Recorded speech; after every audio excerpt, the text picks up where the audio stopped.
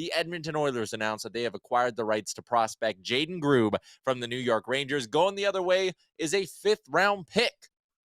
I love this deal, Liam, point blank. I don't see they're going to sign him. You don't make moves like this unless you've gotten permission from the Rangers to talk to Grube and you know he's going to sign a contract. This guy's not going back into the draft. He was picked 65th overall a couple of years ago. The Rangers didn't sign him. Since then, he's really progressively gotten better, and there's a lot of reasons why I like this bet from the Oilers. But first, I wanna bring up a quote from Steven Ellis. He's a guy who watches more hockey than anyone, and I asked him for his take on Grube. And if this doesn't get you nice and horned up about the new Oilers prospect, I don't know what will, Liam. He said, Grube was the best unsigned prospect available, in my opinion. He had an explosive regular season, but took his play up another level with Red Deer in the playoffs. He has a good shot, but it's his passing that you'll notice. He's also a rare 3-year captain in the WHL, someone the team clearly valued. He's smart defensive center with a good 6'3" frame that he's not afraid to use. That's a pretty good scouting report. I like that. Yes, I also like that, Tyler.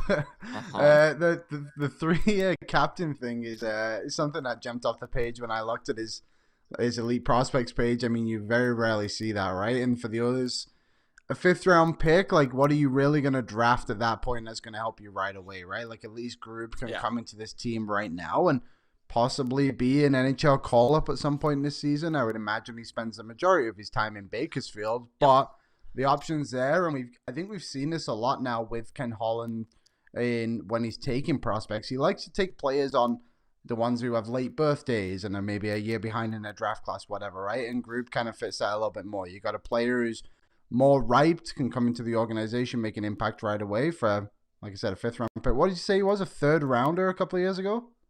Yeah, in 2021, which is actually another reason why I love this, because we've already seen some prospects greatly outperform their draft stock from those COVID drafts. Like, scouts just didn't have a chance to get enough of a look at these guys. It was a lot of players whose development kind of got stunted a little bit from not being able to play games, not being able to be on the ice consistently.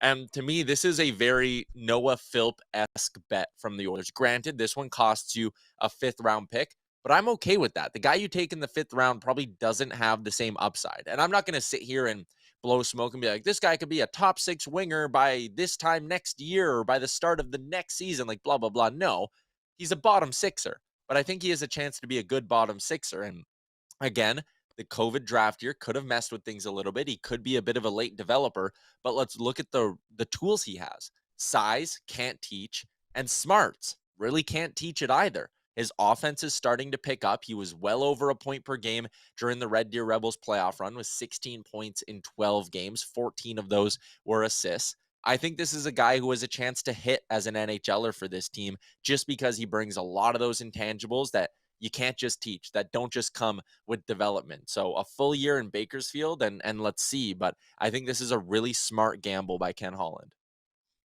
Yeah, I think it's well worth the risk. Can we pull up the scouting report again, Aaron? I just want to.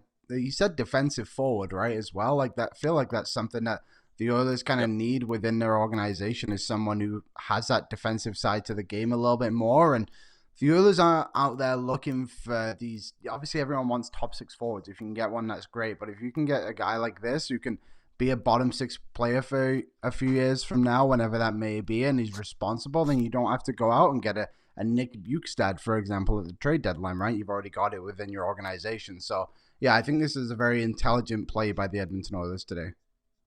Yeah, I don't think you're going to see him play regular season NHL games next season, but give the guy a full year in Bakersfield, and why not? Christopher Palmer says, good thing he wasn't in the OHL. We wouldn't even know about him. And Ryan Sharp says, well, we have a great history with centers from Red Deer as well. I like that. I like both of those comments. I think they're very funny. Yeah, Jaden Grube, newest member of the Edmonton Oilers, only 3 picks now in the 2023 NHL draft. Do I even bother going to Nashville to do the shows live from there? Feels pointless. Just stick around for the 2nd round, and then I guess you can go out, try some, Nashville hot chicken, and just come back a few hours later. You'll be set. What could possibly happen? Nashville, such a boring city. How am I going to pass all that time?